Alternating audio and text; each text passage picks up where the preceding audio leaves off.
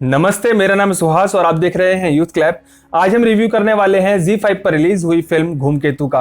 लेकिन उससे पहले दो बातें, एक काम की बात और एक कमाल की बात। काम की बात यह कि अगर आपको ये मूवी रिव्यू पसंद आता है तो चैनल को सब्सक्राइब करने के बाद रिंग बेल आइकन को जरूर दबाएं। और कमाल की बात यह कि अगर आपको भी पसंद है फिल्में देखना और किताबें पढ़ना तो इस चैनल को सब्सक्राइब करने के बाद रिंग बेल आइकन को जरूर दबाएं। जी हाँ दोस्तों, तो जिसका हमें था इंतजार वो घड़ी आ गई और वो घड़ी ZEE5 पर पड़ी है। लोग अक्सर कहते हैं कि इंतजार के फल का स्वाद अक्सर मीठा होता है, लेकिन इस फिल्म को देखने के बाद मुझे इस इंतजार के फल का स्वाद ना तो मीठा लगा और ना ही खट्टा। मैं पर्सनली आपको बताऊं तो मैं बड़ी ही बेसब्री से इस फिल्म का इंतजार कर रहा था, क्योंकि पिछले कुछ समय से जिस तरह डिशुम और अच्छाई और सच्चाई वाला कंटेंट ज़्यादा क्रिएट हो रहा है, उससे हटकर कुछ अलग देखने की एक्सपेक्टेशन थी। और अक्सर कहा जाता है कि मोर एक्सपेक्टेशंस मोर प्रॉब्लम और नो एक्सपेक्टेशंस नो प्रॉब्लम। तो धूमकेतु फिल्म देखने के बाद मुझे कुछ ऐसा ही महसूस हो रहा है। खैर, ये सब बातें तो होती रहेंगी, लेकिन आइए उससे पहले जरा जान लेते हैं कि इस फिल्म को बनाने का और इस फिल्म में काम करने का करिश्मा किया किस किसने है। दोस्तों, धूमकेतु फिल्म के राइटर और डायरेक्टर है पुष्पेंद्र नाथ मिश्रा। जी हाँ, ये वही है जिन्होंने ताजमहल 1989 रिसेंटली अभी वेब सीरीज आई है उसको डायरेक्ट किया है। और धूमकेतु फिल्म में हमें मुख्य भूमिकाओं में नजर आते हैं नवाजुद्दीन सिद्दीकी, अनुराग कश्यप, रघुवीर यादव, दीपिका आमीन और इला अरुण। तो दोस्तों, यहां तक सब ठीक था और ये तब तक ठीक था जब तक ये लोग फिल्म बना नहीं रहे थे और इस फिल्म में काम नहीं कर रहे थे। उसके बाद इन लोगों ने फिल्म बनाई और रायता फैलाया। और ऐसा मैं इसलिए कह रहा हूं क्योंकि मीडिया वाले ऐसा लिख रहे हैं और बोल रहे हैं कि फिल्म में कहानी भी है।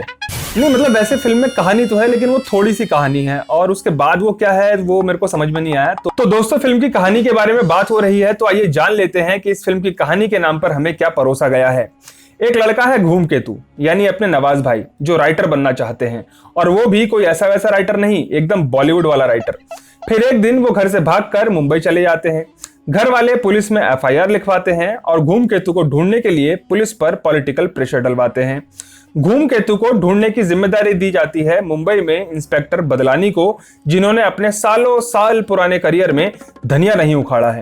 बदलानी के पास धूमकेतु को ढूंढने के लिए सिर्फ 30 दिन है।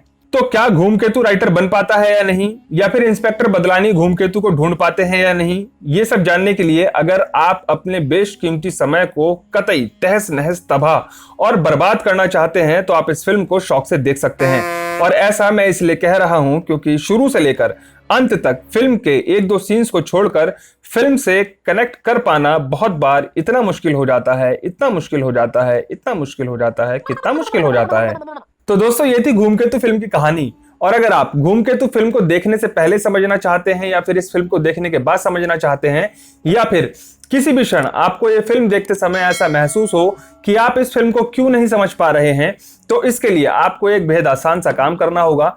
इसके लिए आपको इधर उधर माथा खराब करने की जरूरत नहीं है, बल्कि आप केतु ग्रह के बारे में अगर थोड़ा पढ़ लेंगे और समझ लेंगे तो ये फिल्म आपको पूरी तरह से समझ में आ जाएगी।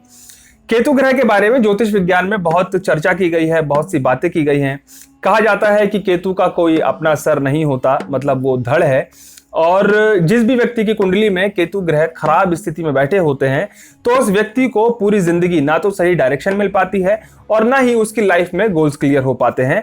वैसा ही कुछ इस फिल्म के साथ हो गया है। तो ना ही इस फिल्म को सही डायरेक्शन मिल पाया और ना ही इस फिल्म को सही दिशा मिल पाई। और इसके अलावा अगर आप फिल्म के साथ, फिल्म की कहानी के साथ, फिल्म के स्क्रीन प्ले के साथ और फिल्म के सीन्स के साथ रिलेट ना कर पाए, या फिर इस फिल्म के कुछ सीन्स आपको आधे अधूरे या बेमतलब के लगे, तो आपको कैसा महसूस हुआ मुझे कमेंट बॉक्स में आके जरूर बताइएगा। तो दोस्तों, अगर एक्टिंग की बात की जाए तो रघुवीर यादव और इला अरुण काफी हद तक अपनी तरफ ध्यान खींचते हैं, लेकिन इस फिल्म में नवाजुद्दीन सिद्दीकी साहब को देखने के बाद आपको ये जरूर महसूस होगा कि किस तरह एक खराब डायरेक्शन और खराब स्क्रीन प्ले के आगे एक काबिल एक्टर की एक्टिंग भी किसी काम की नहीं रह जाती है। तो दोस्तों, अगर कुल मिला जुलाकर देखा जाए तो इस फिल्म में काफी अच्छे और अनुभवी कलाकारों ने काम किया है, लेकिन कहीं ना कहीं ये फिल्म हमारे सामने एक एग्जाम्पल भी सेट करती है कि फिल्मों को सिर्फ अच्छे कलाकारों के दम पर और उनके कैरेक्टर्स की कॉस्ट्यूम डिटेलिंग के दम पर ही हिट नहीं कराया जा सकता, बल्कि फिल्म को अच्छा डायरेक्शन, अच्छी कहानी और अच्छे स्क्रीन प्ले की भी बहुत बहुत बहुत जरूरत होती है। खैर, मैं सिर्फ इतना ही कहूंगा कि अगर आप फिल्म मेकिंग के स्टूडेंट हैं, डायरेक्शन के स्टूडेंट हैं या आप राइटर हैं,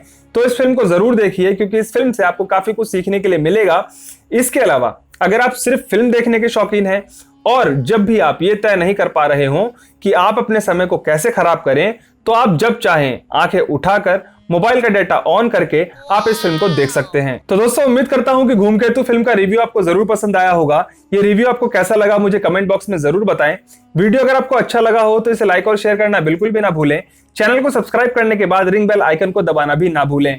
मैं मिलूंगा आपसे अगली ही एक ऐसी दिलचस्प वीडियो के साथ, तब तक के लिए नमस्ते।